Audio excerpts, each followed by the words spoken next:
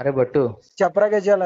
మొత్తానికి OG premier అయితే అనుకోకుండా చూడడం జరిగింది. ప్రీమియర్ చూసిన తర్వాత నాకు అనిపించింది ఏంటనంటే, ఫస్ట్ అసలు సుజిత్ ఇంత టైం తీసుకున్నాడు. 2019లో సాహో వచ్చింది, 2025లో ఓజీ రిలీజ్ అయ్యింది. మధ్యలో 6 years గ్యాప్ ఉంది.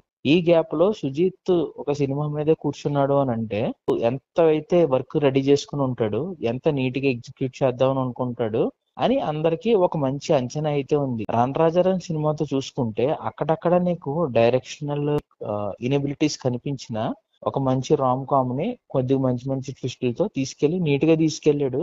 జనాలకు బాగానే నచ్చింది. నెక్స్ట్ ఏదైతే సాహో సినిమా తీసాడో, స్టార్ హీరోతో డైరెక్ట్ చేయడం, ఆ టెన్షన్ ఉంటది.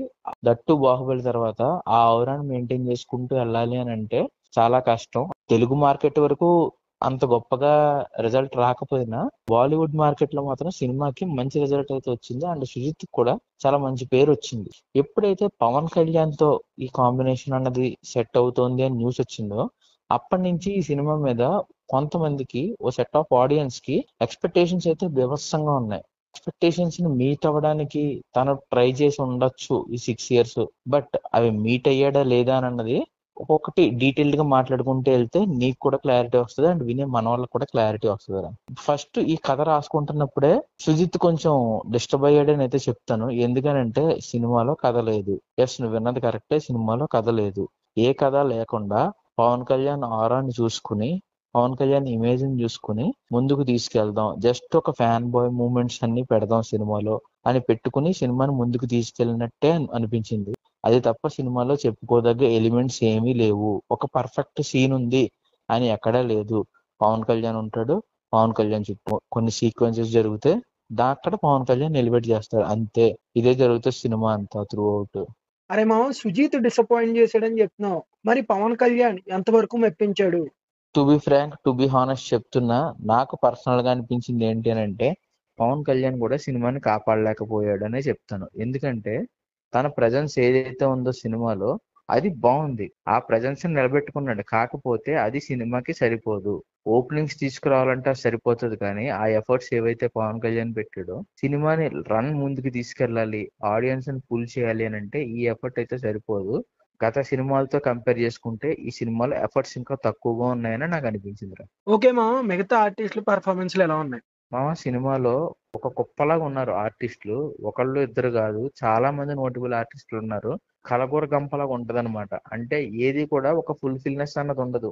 వీళ్ళు వస్తారు, వాళ్ళు వెళ్ళిపోతారు, వాళ్ళు వస్తారు, వీళ్ళు వెళ్ళిపోతారు. ఏ క్యారెక్టర్ కి కూడా ప్రాపర్ డిజైనింగ్ అయితే లేదు. నీకు ఇందాక స్టార్టింగ్ లో చెప్పినట్టు, నువ్వు ఏదైనా ఫస్ట్ నుంచి ఒక ఫ్రేమ్ వర్క్ లాగా రాసుకుని వెళ్తే నీకు దాన్ని బట్టి క్యారెక్టర్స్ బిల్డప్ చేసుకునే స్కోప్ ఉంటది, కానీ అది లేనప్పుడే ఇలాంటి తప్పులన్నీ జరుగుతాయిరా. ఓకే మామ, ఇప్పటి వరకు అన్ని డిసప్పాయింట్ చేసినాయి అని చెప్పు. ఇంకా టెక్నికల్ గా ఎలా ఉంది? ట్రైలర్ లో టెక్నికాలిటీస్ తోపులో చూపించారు కదా, సినిమాలో ఎలా ఉన్నాయి? సినిమాటోగ్రఫీ నాకైతే యావరేజ్ గా అనిపించింది. కొన్ని కొన్ని చోట్ల అయితే టాప్ నాచ్ ఉంటది, కొన్ని కొన్ని చోట్ల ఓకే ఓకే అన్నట్టు అనిపిస్తుంది. సో ఓవరాల్ గా చూసుకుంటే సినిమాటోగ్రఫీ పర్వాలేదు అన్నట్టే ఉంటది. ఇంకా బీజిఎం గురించి, మ్యూజిక్ గురించి ఖచ్చితంగా మాట్లాడి తీరాలి.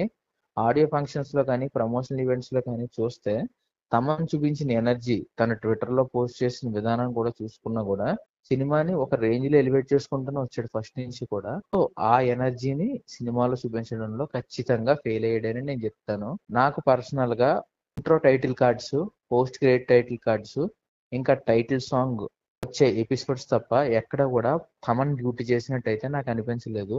హీరో, హీరోయిన్, విలన్ కి బ్యాక్గ్రౌండ్ స్కోర్స్ ఉన్నాయో ఆ బ్యాక్గ్రౌండ్ స్కోర్స్ అన్ని కూడా నార్మల్ గా అనిపిస్తాయి.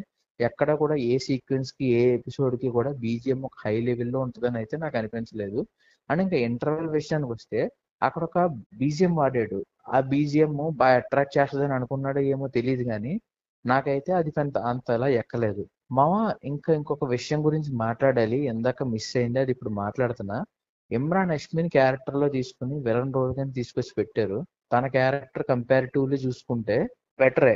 తన పెర్ఫార్మెన్స్ పరంగా తను కొద్దిగా మంచి ఇంపాక్టే క్రియేట్ చేసాడని అయితే అనిపించింది నాకు.